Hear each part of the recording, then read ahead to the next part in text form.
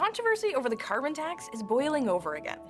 You can't pit Canadians against Canadians when it comes to heating your homes. Nobody can say that it's being implemented fairly today. If you vote Liberal, you'll get help. If you don't, you're not going to get help. I mean, what could be more divisive than that? This time, it's because the federal government announced an exemption for home heating oil, which kicked off a political firestorm. The heat keeps turning up for the Liberal government to issue more carbon tax exemptions. So what happens when you exempt some people from a controversial federal tax, but not others? Well, Monday, the Conservatives led a vote in the House of Commons to pause the carbon tax on all heating methods. Yeas pour 135, 135. Nays contre 186, 186. I declare the motion defeated. So a no-go, but here's the interesting thing. In a rare move, the Liberals' key partner, the NDP, sided with the Conservatives. I'm always reluctant to vote alongside the Conservatives in any way. On this vote specifically, it is very clear that this is a vote to reject the divisive approach of the Liberals. And now, a measure that the Liberals hoped would help them reach their emissions targets has devolved into a debate over affordability and political maneuvering. Basically, a carbon tax is a price you pay on coal, oil, gas, any fossil fuel you use. And the very simplistic idea is, if you make them expensive, maybe people will use them less. It's meant to provide an incentive for us as individuals or as businesses to think about ways of doing things differently to avoid emitting in the first place. Right now, the carbon tax costs Canadians $65 for every ton of carbon dioxide produced by the fuels they use.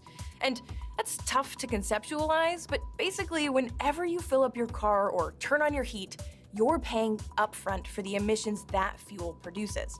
And you pay different amounts of tax on different fuels. Like propane burns cleaner than, say, gasoline. So the idea is you pay less tax on it. Now, the federal government has said that the tax is offset by a rebate. You get money back. And if you live in a province where this tax applies, you already have. But here's the thing. Everybody gets the same amount back, regardless of how much you actually paid in tax. You always have the incentive to lower emissions. Your individual rebate will not shrink if you do so, but you'll save. In fact, according to the Parliamentary Budget Office, the vast majority of Canadians actually get more back in the rebate than they pay in tax. But it really depends on your lifestyle. For example, last year, the rebate in Ontario added up to $488 per single person. If you live in a condo that uses hydro and don't have a car or don't drive a lot, you're not emitting very much, which means you're not paying much carbon tax. And so you're actually coming out ahead. But let's say you live in a more rural area. You use home heating oil and you have to drive a long way to work every day.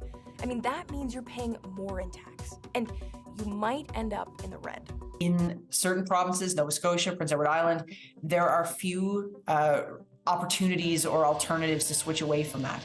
And so it's not like people are trying to be offside. It's that this is what people are living. Which brings us back to this exemption.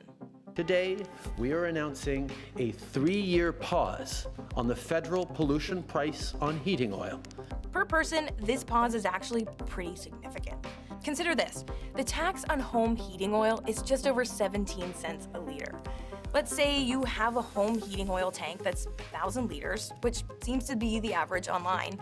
You'd be paying roughly $170 just in carbon tax every time you fill your tank this winter. Say you fill it 4 times a winter. That's more than $2,000 over 3 years in tax alone. This is a very bespoke solution to deal with a very unique, heavily polluting source of fuel that's extremely expensive. But remember, the exemption only applies to people who use home heating oil. So if you use another type of fuel like natural gas to heat your home, this pause isn't for you. And here's the thing, only 3% of the population uses heating oil according to Stats Canada. Most use forced air furnaces or electric baseboard heaters. But in Atlantic Canada, the picture looks a lot different. 30% of people there still use heating oil to keep their homes warm. 1 in 5 of Newfoundlanders and Labradorians still use that product. It's more expensive. It would have cost seniors on fixed incomes extra thousands of dollars at this time of inflationary pressure. Trudeau has insisted this exemption is meant to give those people more time to switch to electric heat pumps, one of the most energy-efficient options available. But so far, the message from elsewhere in the country is that's not going to fly. 95% of people in Ontario do not heat their homes or businesses with oil. It's completely unfair that they still have to pay the carbon tax, so I'm urging the Prime Minister to play fair.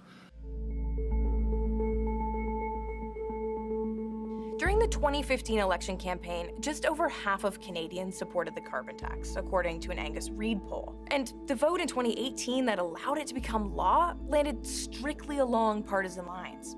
Unanimous yes votes from the Liberals and no's from every other party. It's hard to build a consensus because the Liberals have never, in my view, come out and given a clear, easy to follow, easy to grab onto rationale for why the carbon tax is important and why it's going to make a big difference.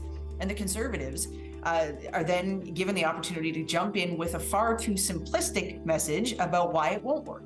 It even faced a constitutional challenge in the Supreme Court, supported by Saskatchewan, Alberta, Ontario, and New Brunswick. The Supreme Court of Canada has ruled the federal carbon tax is constitutional. It survived that challenge, but the opposition, particularly from the Conservative Party, continued. Its main claims being that, one, it's raising the cost of everything, so increasing inflation, and two, it's not actually lowering the risks of climate change. So, what do we actually know about the effect it's had on Canada's emissions so far? Well, that's the million-dollar question with no clear answer. Between 2019 and 2021, Canada's emissions did fall by 53 million tons overall. But remember, there was a pandemic that halted a lot of movement during that time. So exactly how much of that drop was due to the carbon pricing, it's hard to say. The carbon tax is one piece of a very complicated picture in terms of policy, in terms of real world impacts, in terms of energy prices, all the sorts of things that are going on in the world that could contribute to emissions going up or down.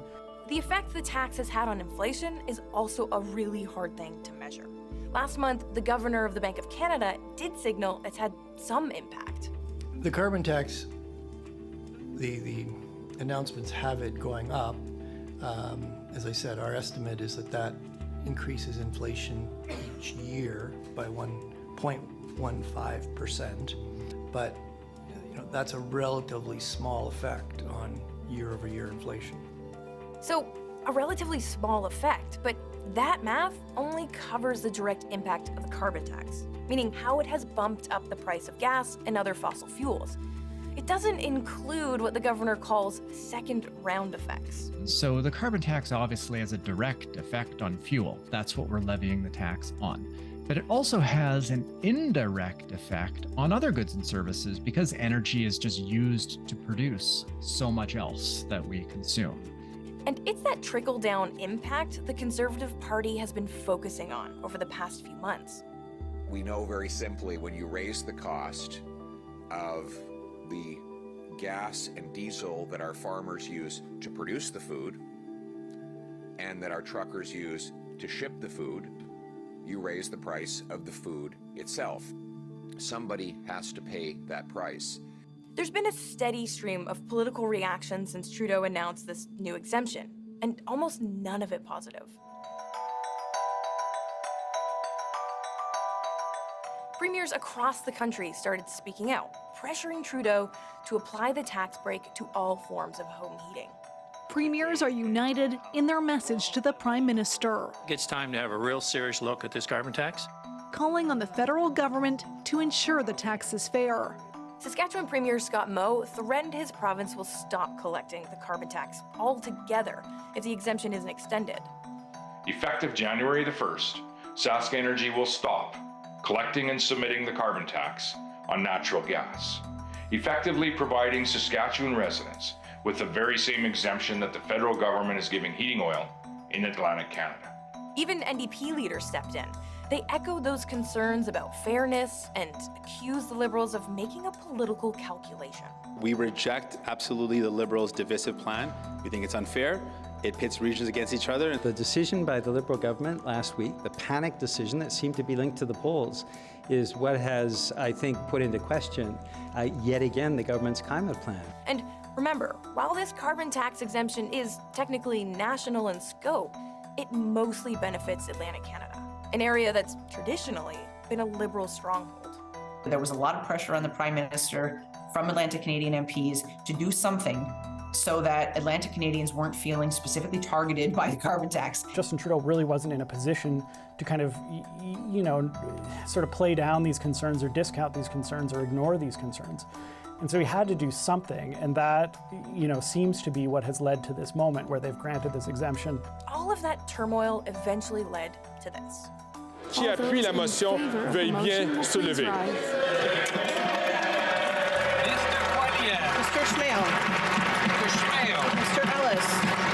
While the vote didn't pass, mostly because the Bloc Québécois didn't support it, both the NDP and the Conservative parties did vote in favor of extending the tax break, and they show no signs of backing down.